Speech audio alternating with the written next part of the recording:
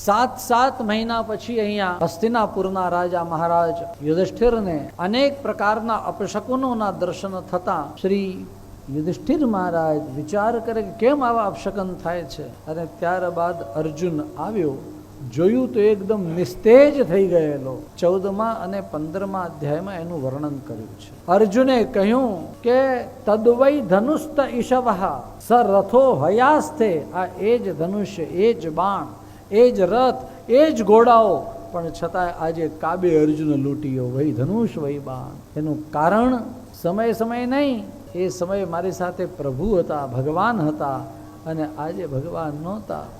બોલે ભગવાન ક્યાં ગયા? કૃષ્ણ. અને એણે કહ્યું કે પ્રભુ સ્વધામ પધાર્યા.